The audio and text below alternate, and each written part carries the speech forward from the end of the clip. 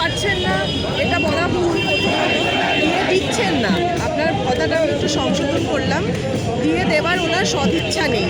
যেখানে অন্যান্য প্রকল্পে টাকা ওনার অনর্গলভাবে বেরিয়ে আসছে, সেখানে সরকারি কর্মচারী, শিক্ষক, বিভিন্ন দপ্তর, ওনার নিজেরই সব কর্মচারী আমরা ওনার দপ্তরের, সেখানে আমাদের বিয়েটা উনি মিটিয়ে দিচ্ছেন না।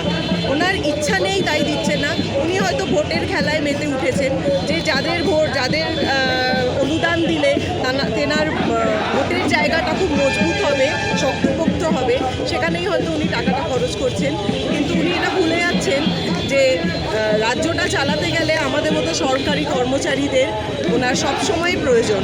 কর্মচারী ছাড়া রাজ্য চলবে না। আমরাই তো রাজ্যটাকে চালাচ্ছি বিভিন্ন দপ্তর থেকে, তাহলে আমাদের বিয়েটা অবিলম্বে ওনার মিটিয়ে দেওয়া উচিত। তো সামনেই তো নির্বাচন, কি বলবেন? পরিবর্তন সামনে নির্বাচন, ওনার তো আরও উচিত নিজের কর্মচারী, নিজের রাজ্যের সকল কর্মচারীদের, শিক্ষকদের সকলকে সন্তুষ্ট করা, তাদের প্রাপ্য ডিএটা অবিলম্বে মিটিয়ে দেওয়া।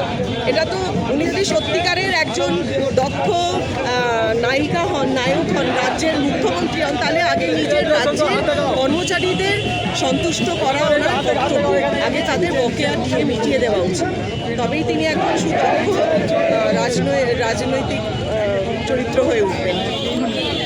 যারা বিয়ের বেলায় রাজকোষায় থাকা, জানতে চাচ্ছি জোগাড় থেকে বিজ্ঞাপনের টাকা, লজ্জা নাই, লজ্জা নাই, লজ্জা নাই, লজ্জা নাই।